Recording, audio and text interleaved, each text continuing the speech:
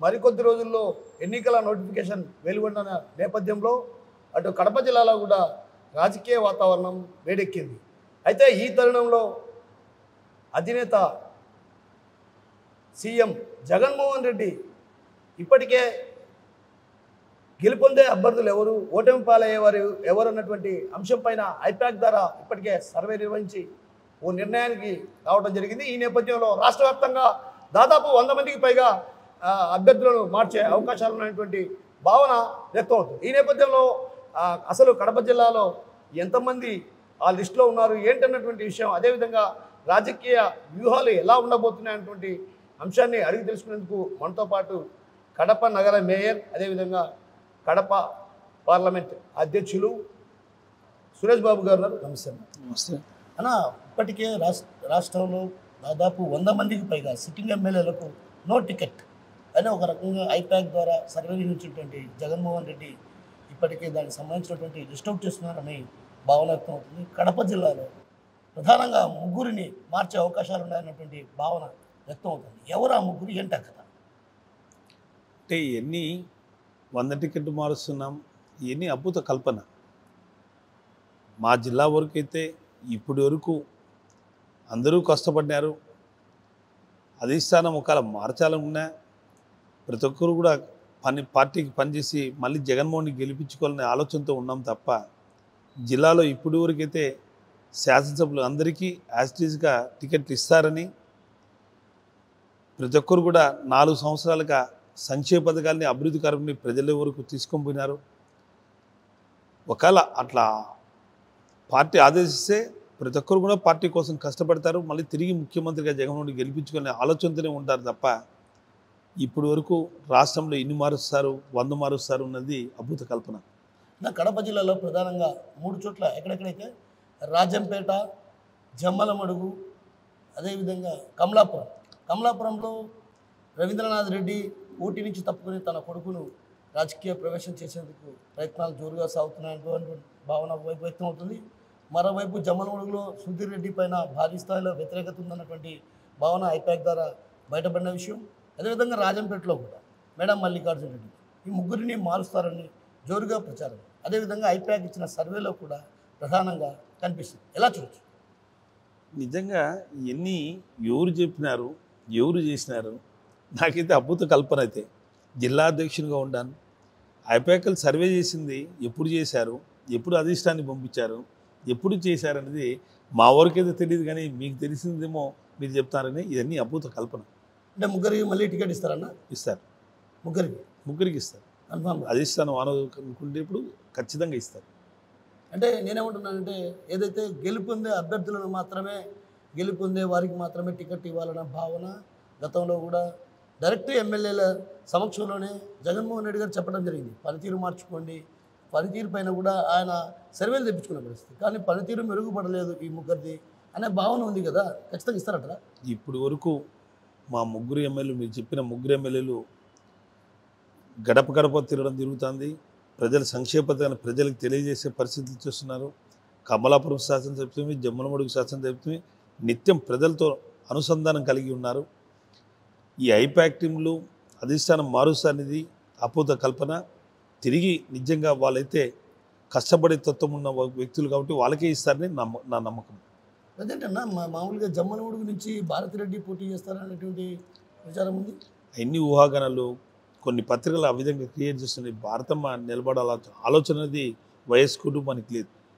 కమలాపురం నుంచి కమలాపురం శాసనసభ్యులు రవీంద్రనాథ్ రెడ్డి కొడుకు నరేంద్ర రామాంజన్ రెడ్డి నిలబడతారని కూడా ప్రచారం. రవీంద్రనాథ్ రెడ్డి నిలబడాలనుకుంటే ఆయనే నిలబడతాడు. ఆయన కొడుకు ఇవ్వాలని కూడా ఆయన వారసుడే కాబట్టి అతనికి ఇవ్వచ్చేమో. ఇంతవరకు అయితే రవీంద్రనాథ్ రెడ్డికి టికెట్ గెలుపు కూడా ఆయనే. ఈసారి ఖచ్చితంగా మేము గెలిచే తీరుతాం కమలాపురం కూడా. నా కమలాపురంలో ఒక సెంటిమెంట్ ఉందన్న, 3వసారి ఎవరు పోటీ చేసినా ఓడిపోతారన్న సెంటిమెంట్ ఉంది. సో మళ్ళీ ఆ చరిత్రను తిరగరాయబోతున్నారా? ఖచ్చితంగా. 2 తూర్లు ఎమ్మెల్యేగా గెలిచినప్పుడు, ఫస్ట్ టైం ఎమ్మెల్యేగా మేము అధికారం లేము. 2వ తూరు అధికారంలోకి వచ్చినప్పుడు సంక్షేమ పథకాలు, అభివృద్ధి కార్యక్రమాలు, అలాగనే కడప జిల్లాలోనే అత్యధికంగా కమలాపురం నియోజకవర్గానికి నిధులు తెప్పించిన వ్యక్తి రవీంద్రనాథ్ రెడ్డి గారు. కొప్పర్తి ఇండస్ట్రియల్ జోన్ అయితే కానీ, కమలాపురం టౌన్ అభివృద్ధి విషయంలో మున్సిపాలిటీని చేసి ఎంతో అభివృద్ధి చేసిన విషయంలో కానీ వీరప్రాంపల్లిలో అభివృద్ధి చేసిన విషయాలు కానీ అన్ని విధాలుగా కమలాపురాన్ని సెకండ్ హ్యామ్లెట్గా కడప తర్వాత తెచ్చిన వ్యక్తి.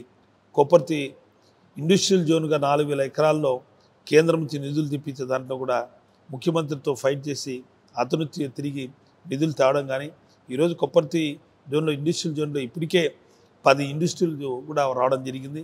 ఎన్ని ఆలోచన చేస్తే కమలాపురం ఈసారి తిరిగి మూడో చరిత్ర సృష్టిస్తుంది. అన్న జమ్మలమడుగులో ఎమ్మెల్యే పైన భయంకరమైనటువంటి ఆరోపణలు ఉన్నాయి. ఏదైతే ఇసుక దందా ఆయనే చేయిస్తారు, ఆ తర్వాత ఆయనకు సంబంధించినటువంటి టిప్పర్లే రోజు కూడా వందల టన్నుల్లో ఇసుక దోపిడీ జరుగుతుంది.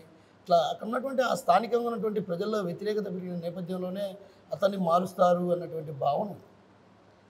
మొన్న ఎన్నికల్లో గ్రూప్ ఉంటా తగాదు కలిగి ఫ్రాక్షన్ కలిగిన జమ్మలమడుగు నియోజకవర్గం. అలాంటి నియోజకవర్గంలో ఓ డాక్టర్గా ప్రజలు మన్నలు పొంది 56,000 ఓట్లతో గెలిచిన వ్యక్తి.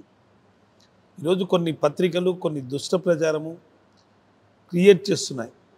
ఎవరో చేస్తే ఆయన చేశాడని, కబ్జా చేసిన స్థలమని, ఇసుక దందా టెండర్లు పెంచారు, వాళ్ళదే టెండర్ పార్టిసిపేట్ చేయాలి, ఆ ఇసుక తీసుకోవాలి, అతని ట్రాన్స్పోర్ట్ ఉంది, అతని వెహికల్స్ ఎవరో బాడీకి తీసుకుంటారు, ఇవన్నీ కలిపి అతని మీద రుద్దడం అనేది చాలా దారుణం. నిజంగా సుధీర్ రెడ్డి మంచి యుగుడు, సౌభ్యుడు, డాక్టరు. అందులో ఈసారి టికెట్ ఇస్తే ఖచ్చితంగా కూడా మళ్ళీ తిరగ రాస్తాం జమ్మలమడుగులో. అన్న రాజంపేటలో తెరపైకి అమర్నాథ్ రెడ్డి పేరు వస్తుంది. ఏదైతే జెడ్పీ చైర్మన్ అమర్నాథ్ రెడ్డి పేరు వస్తుంది. ఎమ్మెల్యేగా ఆయనే పోటీ చేస్తారన్న ప్రచారం కూడా జోరుగా సార్ ఎలా చూడొచ్చు అంటారు?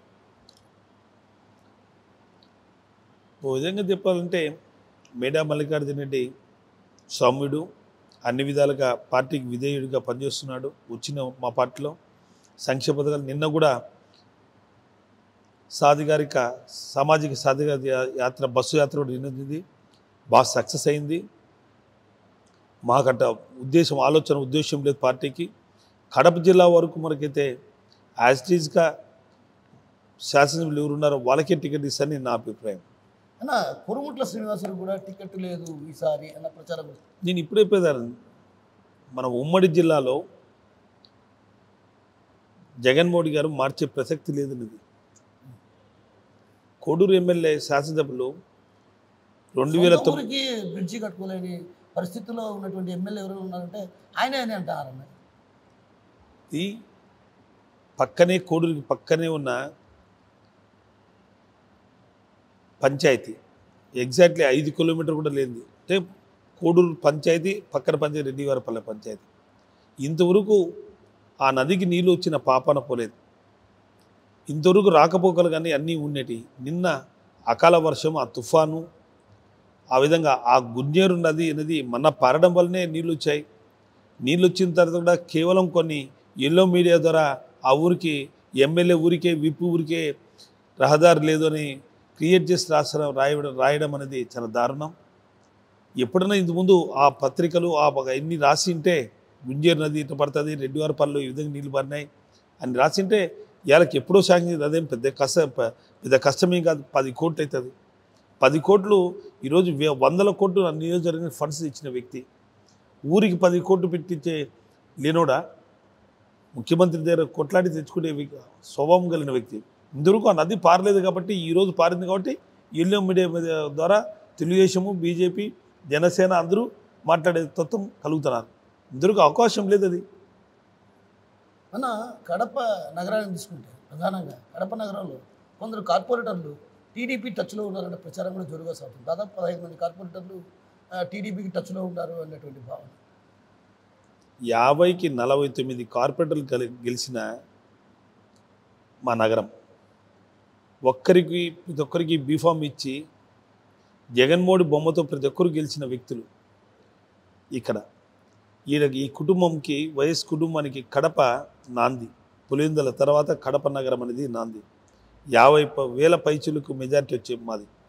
ఇప్పుడు వచ్చిన అభ్యర్థి కూడా, నిలబడే అభ్యర్థి కూడా ఈ హైదరాబాద్లో నివాసం, వారానికి 3 రోజులు నివాసం అక్కడ, 3 రోజులు ఇక్కడ. అలాంటి వాళ్ళు ఈరోజు మాకు పోటీన స్థానికంగా ఉన్నారు. మా ఉప ముఖ్యమంత్రి అందరికీ అందుబాటులో ఉండే వ్యక్తి. చేదోడు వాదోడుగా జిల్లా అధ్యక్షునిగా కడప మేయర్గా నేను అందుబాటులో ఉన్నాం. మా కార్పొరేటర్లు ఎవరు ఆ ఉద్దేశంతో లేరు. అపూత కల్పన 15 మంది కాదు కదా, ఒక్క వ్యక్తి కూడా పోయే ప్రసక్తి లేదు మా దాంట్లో. అన్న డిప్యూటీ సీఎం పైన ఒక రకమైనటువంటి ఆరోపణ అంజాద్ బాషా ఏదైతే తమ్ముడు ఒకవైపు అల్లుడు ఒకవైపు కడప నగరంలో దోచేస్తున్నారనేటువంటి ఆరోపణ ఎలా చూడొచ్చు? ఒక్కటి చూపించండి. తమ్ముడు మా డిప్యూటీ సీఎం తమ్ముడు అహ్మద్ ఒక రాజకీయంగా ఏ ఎంఆర్ఓ ఆఫీస్లో కానీ ఏదైనా కానీ ఓ దందాలో కానీ ఎక్కడ కానీ 4 సంవత్సరాలుగా ఒక ప్రెస్ కూపన్ చూపించండి. ఈ ఎల్లో మీడియా ఎలక్షన్ దగ్గర పడిన 4 నెలలు ఉన్నాయి. ఇప్పుడు రాతలు రాస్తున్నారు. మననే ఒక సంవత్సరం కింద పిల్లకాయ పెళ్ళి అయింది. ఎన్ని అద్భుత కల్పనలు సృష్టించింది. అహ్మద్ బాషా కానీ అల్లుడు పిల్లకాయ ఉమ్మర్ కానీ వ్యక్తిత్వంగా చాలా మంచివాళ్ళు. అబ్జాదికి చేదోడు వాదోడుగా ఉంటారు. కానీ ఎలక్షన్స్ తర్వాత వాళ్ళ పని ఏదో వాళ్ళ వ్యాపారం ఏదో వాళ్ళు చూసుకుంటారు. నిజంగా అహ్మద్ అనేతనికి బజాజ్ షోరూమ్ కానీ టాటా షోరూమ్ కార్లు కానీ టయోటా కానీ ఇన్ని వెహికల్స్ షోరూమ్స్ ఉన్నాయి. అవి చూసుకునే దానికే టైం లేదు. రాజకీయాలు చూసుకొని ఇంత నిందలు వేసుకున్నాం అలవాటు ఆ బైక్ ఏది. 4.5 ఏళ్ళగా స్తబ్దతగా ఉన్నటువంటి వైసీపీ అంటే ప్రభుత్వం ఏర్పడిన తర్వాత 4.5 ఏళ్ల పాటు స్తబ్దతగా ఉన్నటువంటి వైసీపీ ఉన్న పలంగా ఈ 6 నెలల్లో అభివృద్ధి గుర్తొచ్చిందని ఒక వాదన ఉంది. ఏంటి అసలు ఇప్పుడు జరుగుతున్న పనులన్నీ కూడా గతంలో ఎప్పుడో నిర్వహించాల్సింది, కానీ ఇప్పుడు ఎందుకు నిర్వహిస్తున్నారు? పచ్చకమ్మలకి పచ్చగా ఉంటాయి. ప్రజలు కూడా కడప నగర ప్రజలకి 2019లోనే మేము ఈ ఎన్ని వర్క్స్ కూడా శాంక్షన్ చేయడం జరిగింది. 2019 మేలో మా అధికారంలోకి వస్తే డిసెంబర్ మాసాన ఫస్ట్ ముఖ్యమంత్రి గారు కడప జిల్లాకు వచ్చేటప్పుడు ఒక వైండింగ్ రోడ్ అయితే కానీ బ్యూటిఫికేషన్ అయితే కానీ రివిట్మెంట్ వాల్ కట్టే విషయంలో కానీ సూపర్ స్పెషాలిటీ హాస్పిటల్ కానీ సైకాట్రీ హాస్పిటల్ కానీ క్యాన్సర్ హాస్పిటల్ కానీ ఎల్వి ప్రసాద్ ఐ హాస్పిటల్ కానీ హైదరాబాద్ మించిన ట్యాంక్ బండ్ కాటు కానీ రాజీవ్ మార్గ్ అయితే కానీ ఈ 6 రోడ్లు వైండింగ్ కార్యక్రమంలో ఆ రోజే శంకుస్థాపన చేసిన వ్యక్తి జగన్మోహన్ గారు. 2019 డిసెంబర్ 2020 మార్చిలో ప్రపంచవ్యాప్తంగా కరోనా మహమ్మారి రావడం, 2.5 సంవత్సరం రాష్ట్ర పరిస్థితి అతలాకుతలం కావడం, అవన్నీ ఎస్టిమేషన్ చేసేదానికి అధికారులు ఎవరు అందుబాటులో లేకపోవడం, ప్రతి ఒక్కరు ఈ కరోనా మహమ్మారితో అభివృద్ధి అనేది కుంటుపడడం, మళ్ళీ 2022 ఆ టైంలో మళ్ళీ ఎస్టిమేషన్స్ చేయడము, ప్రాసెస్ చేయడము, మళ్ళీ తీసుకోవడము, శాంక్షన్ తీసుకోవడం అవన్నీ చేసాక ప్రాసెస్ చేసాక 2022 డిసెంబర్ కావడం, 2023లో టెండర్ ప్రాసెస్ జరగడం, శాంక్షనింగ్ తీసుకోవడం, బీఆర్ఓలు ఇప్పించుకోవడం అవన్నీ జూలైలో మార్చి ఏప్రిల్ మాసంలో అయిన తర్వాత ఇప్పుడు నిధులు రావడం, ఇప్పుడు వర్క్ చేయడం, అభివృద్ధి చేయడం జరుగుతుంది. 2019లో ఎన్ని శంకుస్థాపన డిసెంబర్లో జరిగిన కార్యక్రమం. ఇప్పుడేదో ఎన్నికల కోసం హడావడి చేసి ఇప్పుడు చేస్తున్నామని అనడం ఎల్లో మీడియా వాళ్ళకి పచ్చకమ్మలకి పచ్చగా ఉంటాయి కాబట్టి క్రియేట్ చేయడం అనేది తప్పు. అన్న ఎందుకు మరి అభివృద్ధి విషయంలో ఇంత పెద్ద ఎత్తున అభివృద్ధి చేస్తున్నామని మీరు చెప్తున్నారు, మరోవైపు అభివృద్ధి విషయంలో టీడీపీ నేతలు సవాల్ విసిరితే ఎందుకు అభివృద్ధి పైన చర్చకు పోవడం లేదు? మీరు ఎన్ని తూర్లు చర్చకు పిలిచాం. మేము ఎన్ని తూరుల వాళ్ళ మా అభివృద్ధి విషయంలో చర్చకు రమ్మన్నాం. సంక్షేమ పథకాలు ఇస్తారు, అభివృద్ధి జరగడం అంటారు. ఈరోజు మీరే జాతికి అంకితం ఇస్తున్నాం. డిసెంబర్ 23వ తేదీన 250 కోట్లతో సూపర్ స్పెషాలిటీ హాస్పిటల్. ఏనాడైనా మీరు అధికారంలో ఉన్నారు 30 ఏళ్ళు.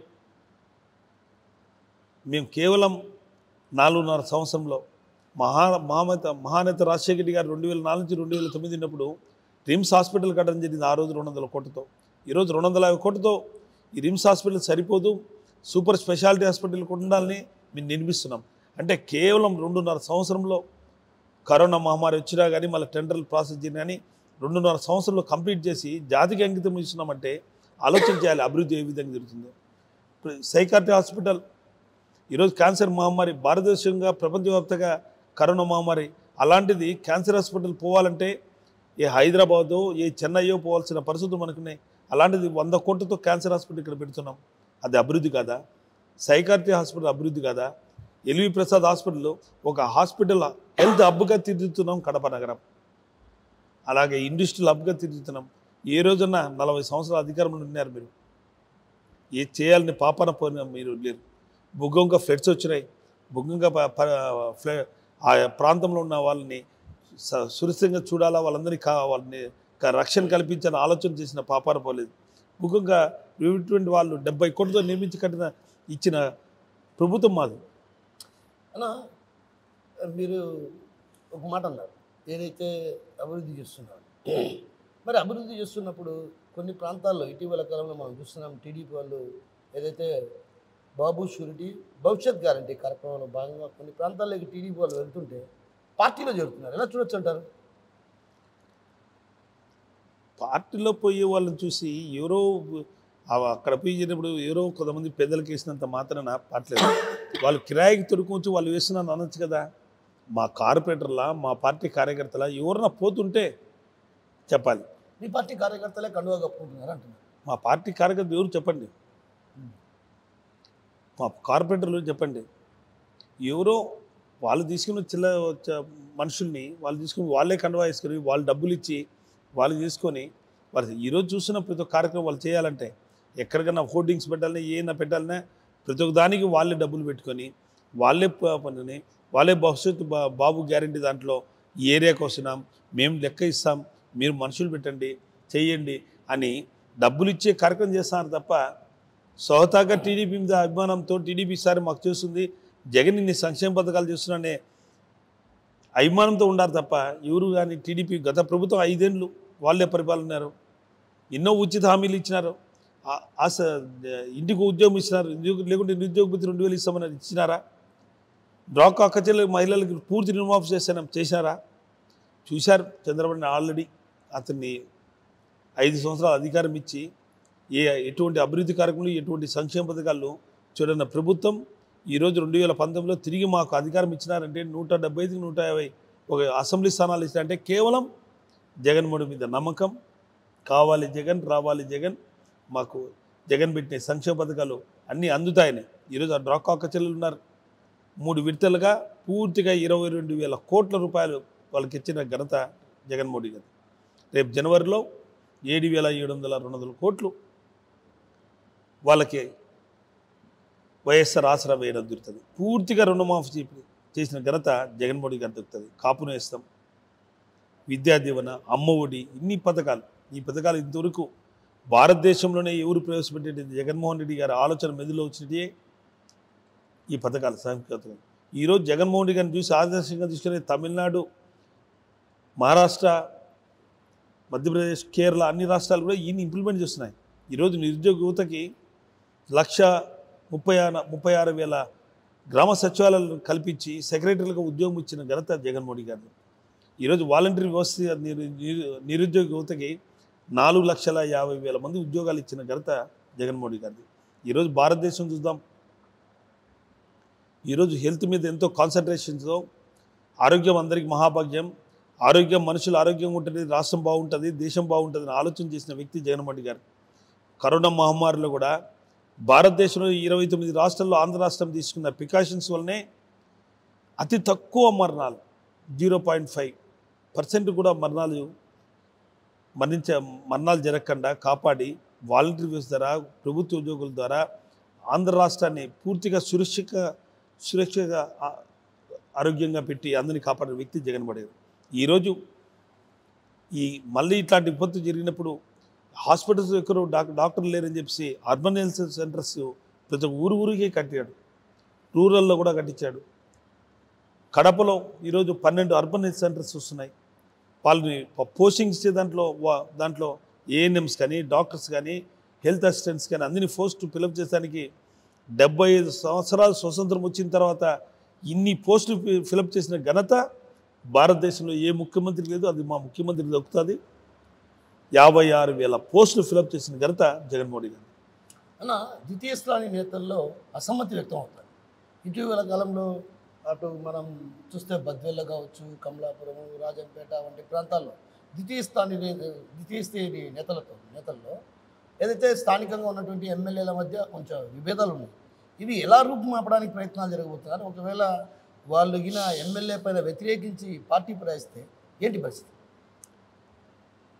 కొన్ని సమస్యలు ఉన్నాయి శాసనసభ్యులు పలకలేదనో ఒకటి కొన్ని సర్దున్నాయి, అన్నీ సర్దుబాటు అవుతాయి. టీ కప్పులో తుఫాన్ లాగా చిన్న సమస్యలు ఉంటాయి. ఇద్దరిని కూడా చిన్న సమస్యలు మేము తీరుస్తాం. అందరినీ కలిసికట్టుగా మళ్ళీ జగన్మోహన్ రెడ్డి రావాలని దాంట్లో ప్రతి ఒక్కరు ఉన్నారు. మా కార్యకర్తలు కూడా ఉన్నారు. ఎమ్మెల్యేకి అతనికి కొన్ని అసమృతులు ఏదైనా ఉంటే కూడా అన్ని ప్యాసిఫై చేసి మళ్ళీ తిరిగి జగన్మోహన్ రెడ్డి గారిని ముఖ్యమంత్రి చేసుకున్న దాంట్లో మేము కృతజ్ఞత చెల్లిస్తాం. అలా జిల్లా అధ్యక్షుడిగా మీరు ఏదైతే వైఎస్ఆర్ కడప జిల్లాకు అధ్యక్షుడిగా ఉన్నారు, అధ్యక్షుడిగా ఉన్న నేపథ్యంలో ఈ ప్రాంతాల్లో ఉన్నటువంటి అసమ్మతి రూపుమాపడానికి ఎలాంటి ప్రయత్నాలు చేయబోతున్నారు? అదేవిధంగా దానికి ఏమైనా ఒక కార్యాచరణ ఏమైనా రూపొందించారా? ఇప్పటికే ఆ విధంగా ప్రయత్నాలను కొనసాగిస్తున్నారు. అంటే అసమృతులు అనేది కామన్. పార్టీ అధికారంలో ఉంది 4 సంవత్సరాలు, శాసనసభ్యులు పలకలేదు, మేము కరుడు కట్టిన వైఎస్ఆర్సీపీ కార్యకర్తలు ఉన్నాం, మా చిన్న పని చేయలేదు. అవి చిన్న ఏమన్నా పని చేయనట్టు కూడా అటన్నీ సర్దుకుంటారు. పార్టీ వీడే ప్రసక్తి లేదు. ఏ కార్యకర్త కానీ వర్కర్ కానీ జగన్మోహన్ మీద, రాజశేఖర్ మీద ఈ జిల్లా ప్రజలు ఎప్పటికీ నమ్మకం ఉండాలి. నిజంగా కొద్దిగా ఏదో అసమృతిగా ఉండాలని ప్యాచప్ చేసి మళ్ళీ అధికారంలోకి వచ్చేదానికి పార్టీ కార్యకర్తలు 10 మంది శాసనసభ్యులు కూడా మళ్ళీ గెలిచేదానికి మేము ప్రయత్నం చేస్తాం. అలా ఒకవేళ ఇన్ కేసు జిల్లా వ్యాప్తంగా ఏదైనా వలసలు ఇదైతే వాటిని నివారించడానికి ఎలాంటి చర్యలు తీసుకోవాలి? ఖచ్చితంగా మేము ఎవరైనా అట్టటోళ్ళు ఉంటే వాళ్ళ దగ్గర కూర్చొని మాట్లాడి ఎందుకు జరుగుతుంది, ఏం కథ మాట్లాడుకొని వాళ్ళని కూడా మళ్ళీ మా పార్టీలో కలుపుకొని ఇట్లాంటి చిన్న సమస్యలు ఇట్లాంటి పొరపచ్చులు రాకుండా మళ్ళీ చూసుకోవాల్సిన బాధ్యతలు మళ్ళీ శాసనసభ్యునికి కార్యకర్తకి చెప్పి సర్దుబాటు చేసి మళ్ళీ ముందుకు వెళ్తాం. మీరే జిల్లా అధ్యక్షుడిగా ఉన్నప్పటి నుంచి కూడా ఇప్పుడు అటు కాంగ్రెస్ పార్టీలో కావచ్చు, ఇటు వైఎస్ఆర్సీపీలో కావచ్చు, మీరు జిల్లా అధ్యక్షుడిగా ఉన్నప్పుడు అంటే భారీ స్థాయిలో అంటే కడప జిల్లాలో తీసుకుంటే మాత్రం 10కి 10 స్థానాలు, అంతకుముందు రాజశేఖర రెడ్డి ఉన్న టైంలో ఎక్కువ స్థానాలు సాధించడం జరిగింది. ఈసారి అది సాధ్యమంటారా? సాధ్యం, ఖచ్చితంగా. ఇంత అసమ్మతి ఉన్నటువంటి నేపథ్యంలో అది సాధ్యమంటారు. జిల్లాలో ఎక్కడ కానీ అసమృతి లేదు. ఓపెన్గా చెప్పాలంటే గత పాలనలో గతంలో చూసాం. కానీ 2014లో కూడా మేము వచ్చాం, మేము అధికారంలో రాలేదు. 10కి 9 గెలిచాం జిల్లాలో. 10కి 9 గెలిచినప్పుడు ఎంతోమంది జెడ్పీటీసీలు, ఎంపీటీసీలు కొంత స్వార్థపరుల కోసం కొంతమంది పార్టీలు మారినారు తప్ప 2019 వచ్చాక 30,000 పైచులకు ప్రతి ఒక్క నియోజకవర్గం 10 నియోజకవర్గాలు 40,000 50,000తో గెలిచాను తప్ప ప్రతి ఒక్కరిని కలుపుకోబోతున్నాం. అది మా చిన్న పొరపాటు ఏమన్నా సర్దుకుంటాం. మళ్ళీ కాంగ్రెస్ పార్టీ, వైఎస్ఆర్ కాంగ్రెస్ పార్టీ అధికారంలో తెచ్చుకుంటాం. అలా ఇటీవల కాలంలో ఒక టీడీపీకి సంబంధించినటువంటి నేత 3 ఎమ్మెల్యేలు ఏదైతే టీడీపీకి టచ్లో ఉన్నారో, చంద్రబాబుతో టచ్లో ఉన్నారు. అయితే ఏదైతే ఎమ్మెల్సీ బీటెక్ రవిని అక్రమ అరెస్టు నేపథ్యంలో ఆ 3 కూడా పార్టీ మారాలన్నటువంటి యోచనలో ఉన్నారని ఒక టీడీపీకి సంబంధించిన నేత, పులివెందుల ప్రాంతానికి చెందిన నేత ట్వీట్ చేయడం జరిగింది. ఎలా చూడొచ్చుంటారు? ట్వీట్ చేసినప్పుడు తెలుగుదేశం కావచ్చు కదా. ఎన్ని చేసేది అట్లాంటి తప్పుడు పనులు, తప్పుడు చేసేది సోషల్ మీడియా అంతా చంద్రబాబు నాయుడు. ఏదన్నా ఒక వాస్తవాన్ని ఒకరోజు మాదే చూస్తున్నాం.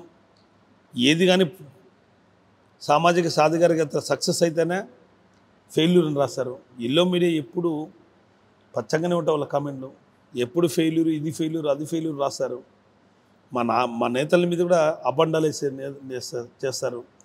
ఎవరు మారరు. 36-50 మంది జెడ్పీటీసీలు, 50 మంది మండలాధ్యక్షులు అందరూ కూడా పార్టీకి కట్టుబడి ఉన్నారు. మళ్ళీ తిరిగి అధికారం తెచ్చుకోవాలని ఉన్నారు. ఎవరన్నా కానీ అట్లాంటి ఉన్నాడా మేము మనస్పర్ధలుంటే సాల్వ్ చేసుకుంటాం. ఒక కుటుంబం అది. ఈ కుటుంబంలో ఎక్కడ కానీ పొరపచ్చలు ఉండవు. ఇది వైఎస్ఆర్ జిల్లా. అందరు కలిసికట్టుగా పోరాటం చేస్తాం. 10కి 10 స్థానాలు చూస్తాం.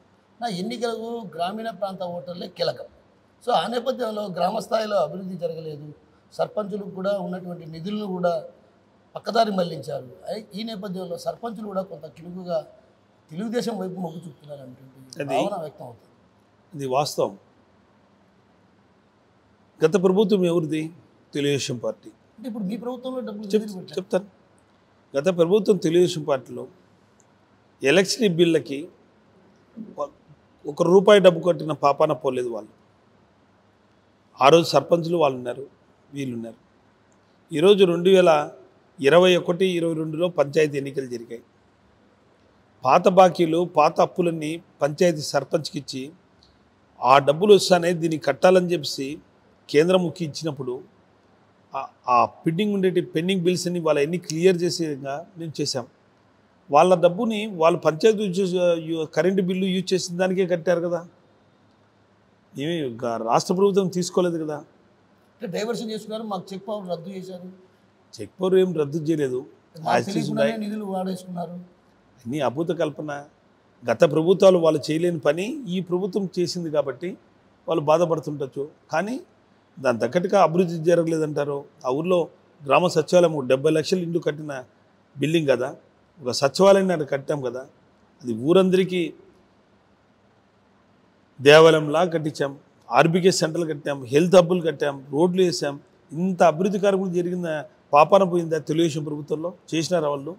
హెల్త్ సెంటర్ కట్టినారా, ఆర్బీకే సెంటర్ కట్టినారా, మండల హెడ్ క్వార్టర్స్ పోయి ఆడ పడిగాపులు కాసి సబ్సిడీ కింద ఇత్తనాలు కానీ యూరియా కానీ తీసుకున్న దానికి క్యూ లైన్లో నిలబడుకుంటే చెప్పులు క్యూలో పెట్టుకుని తిరిగే ప్రజల్ని మేము ఆర్బీకే సెంటర్ కట్టి ఆడనే ఒక ఆర్బీకే సెంటర్లోనే ఒక ల్యాబ్ పెట్టి ల్యాబ్లో వాళ్ళకి కావాల్సిన టెస్టింగ్ చేసి ఆ టెస్టింగ్ చేసి క్వాలిటీ ఉండాలి చూసి ఇచ్చే కార్యక్రమం చేసే మేము అభివృద్ధి చేసామా, వాళ్ళు చేశారా? వాళ్ళ అభివృద్ధి నిరోధకులు మేము అభివృద్ధి చేసి చూపించినాం కాబట్టి మేము ప్రజలకు వెళ్తాం, ప్రజలు మాకు కొట్టేస్తారు. చివరిగా ఒక మాట, కడప జిల్లాలో, ఉమ్మడి కడప జిల్లాలో 10కి 10 స్థానాలు ఈసారి కైవసం చేసుకునే అవకాశం ఉందా వైసీపీ?